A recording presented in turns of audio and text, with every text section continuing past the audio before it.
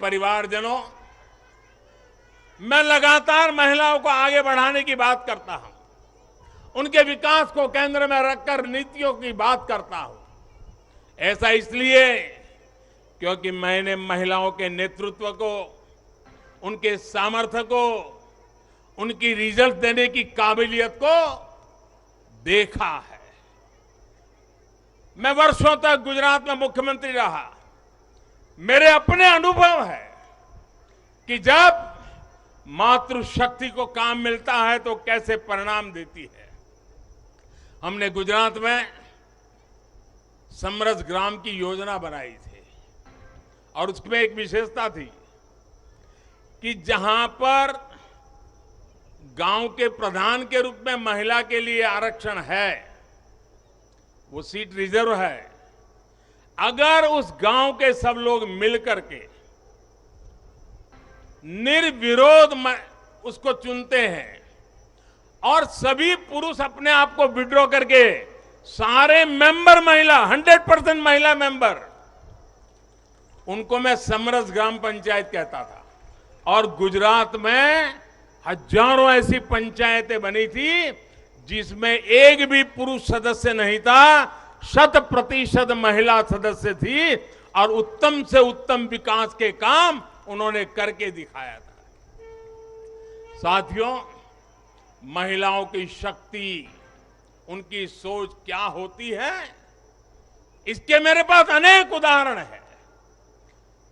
गुजरात में तो मैंने बार बार इस सामर्थ्य को देखा था। मैं नया नया मुख्यमंत्री बना था तो एक गांव की महिलाओं ने मेरा समय मांगा। वो गांव के चुने हुए लोग थे, तो बोले सब महिलाएं मिलना चाहती हैं। तो मैंने कहा भाई मैं नया था, अभी तो मुझे 6 महीने भी नहीं हुए थे। तो मैंने कहा काम क्या है, आप ग्रामीण विकास मंत्रालय को मिलिए, फलाने को मिलिए। नहीं बोले साहब उनका तो आग्रह है, वो आपको मिलना चाहते हैं। वो गांव की माताएं बहनें थी। मैंने कहा अच्छा भाई एक दिन बुला लेना, मैं मिल लूंगा। वो मिलने आई, 8-10 महिलाएं थी और उसमें सबसे ज्यादा पढ़ी लिखी जो बहन थी वो शायद 7वीं 8वीं कक्षा तक पढ़ी लिखी थी। तो मिलने आई, बोले हमारे गांव ने तय किया है कि एक भी पुरुष मेंबर नहीं होगा, सबकी सब महिला मेंबर होगी और इस बार गांव की प्रधान भी महिला होगी। तो मैंने उनको पूछा अच्छा इतना बड़ा आपको अवसर मिला है। अच्छा जब समय मांगा तो मुझे लगा कि शायद वो कुछ पैसों के लिए आएंगे, कुछ योजना लेने के लिए आएंगे। तो मैंने उनसे पूछा कि आपकी क्या अपेक्षा है और आप क्या करना चाहती है।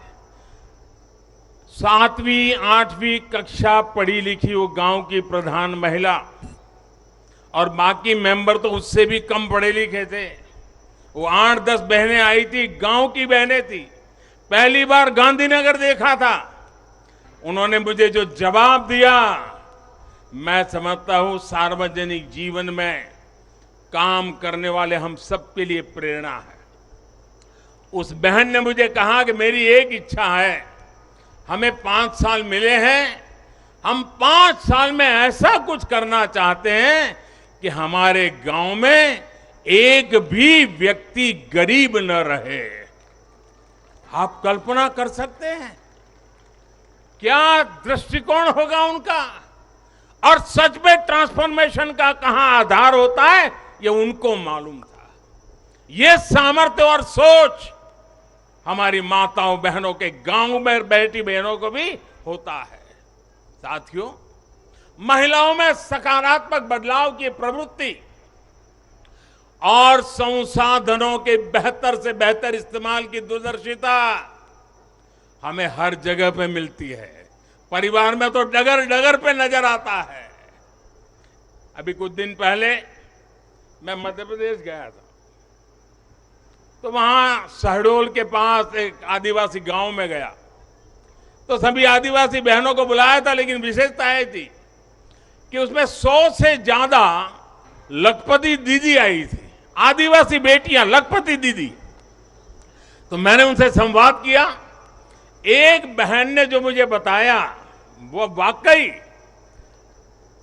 हम सोच सकते हैं कि उनका सामर्थ्य कितना है।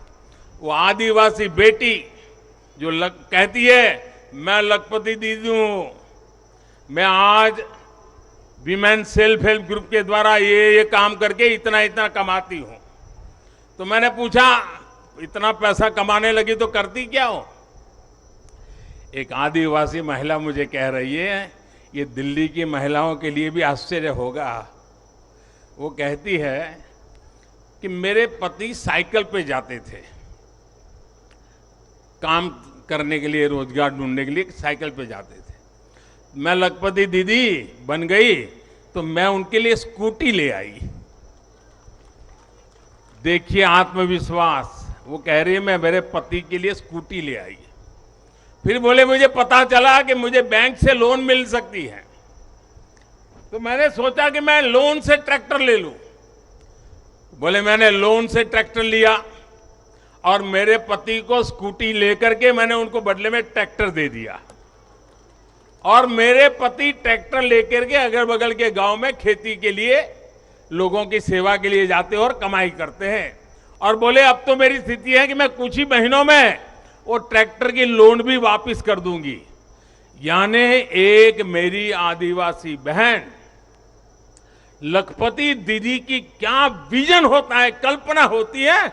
अभी 1-2 महीने पहले मैं उनसे बात करके आया।